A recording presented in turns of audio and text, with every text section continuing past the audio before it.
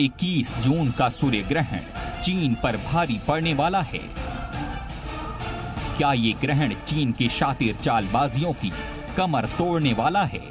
ये सवाल इसलिए उठ रहा है क्योंकि 900 साल बाद हो रहे इस सबसे खतरनाक सूर्य ग्रहण के दौरान आसमान में बनने वाली रिंग ऑफ फायर की छाया ज्योतिषीय लिहाज से चीन के बड़े हिस्से को अपने घेरे में लेने वाली है।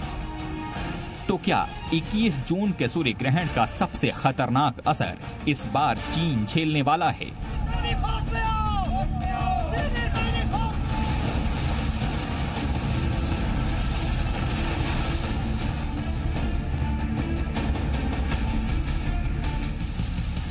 चीन के खिलाफ फिलहाल दुनिया में जैसे हालात बन रहे हैं वो इस आशंका को मजबूत कर रहे हैं कि 21 जून का सूर्य ग्रहण चीन के हक में नहीं रहने वाला है।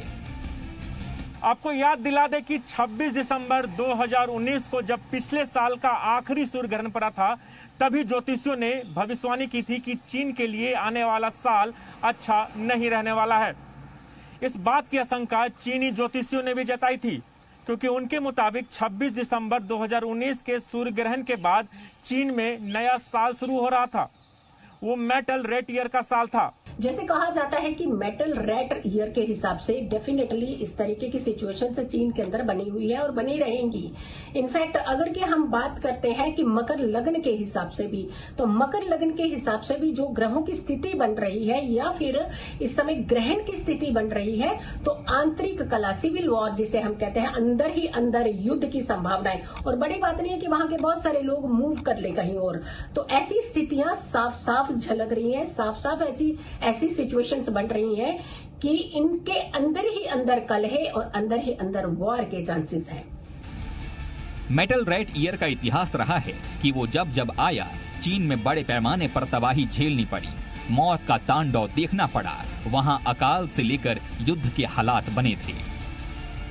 भारतीय ज्योतिष के विद्वानों ने तभी ये भी स्पष्ट कर दिया था कि 26 दिसंबर 2019 के सूर्य ग्रहण का कनेक्शन 6 महीने बाद पड़ने वाले 21 जून 2020 के सूर्य ग्रहण से भी जुड़ा है। इन दोनों सूर्य ग्रहणों के आपसी कनेक्शन के कारण होने वाली घटनाएं दुनिया को चौंकाने वाली होंगी, डराने वाली होंगी, सबकी सोच बदल कर रख देने वाली होंगी। और इसकी बानगी 26 दिसंबर 2019 के तुरंत बाद ही दिखने लगी थी, जब चीन में कोरोना ने कहर बरपाना शुरू किया था।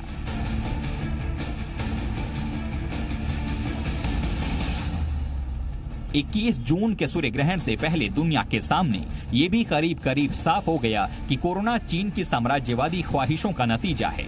यही वजह है कि दुनिया भर के देश चीन के खिलाफ लामबंद होते जा रहे हैं।